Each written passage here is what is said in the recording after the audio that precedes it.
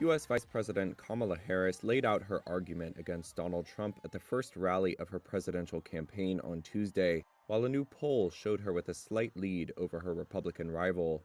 Harris took aim at Trump's vulnerabilities, comparing her background as a former prosecutor to his record as a convicted felon. In those roles, I took on perpetrators of all kinds. Predators who abused women, fraudsters who ripped off consumers, cheaters who broke the rules for their own gain. So hear me when I say, I know Donald Trump's type. The rally saw a crowd of thousands in Milwaukee, the largest city in the battleground state of Wisconsin, which looks to be crucial in deciding November's election outcome. And Wisconsin, this campaign is also about two different visions for our nation.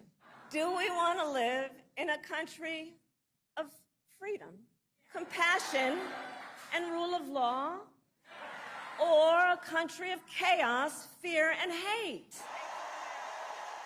The crowd's energy was an encouraging sign for Democrats hopeful that Harris can revive what had been a flagging campaign under President Joe Biden.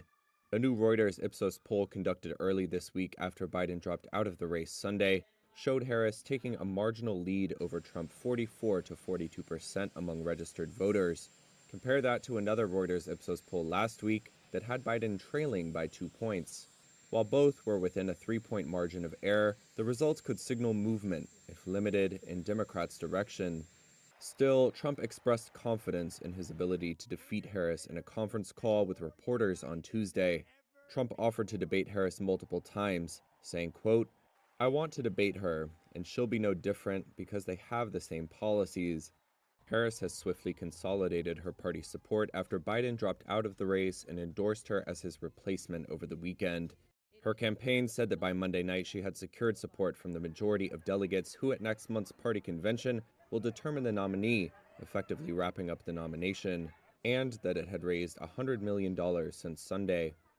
Harris also gained 2 more big-name party backers on Tuesday in Chuck Schumer and Hakeem Jeffries, the party leaders in the Senate and House.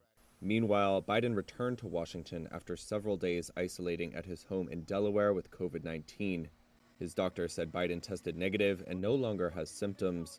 Biden said on X that he would address the nation from the Oval Office Wednesday night, explaining his decision to end his campaign.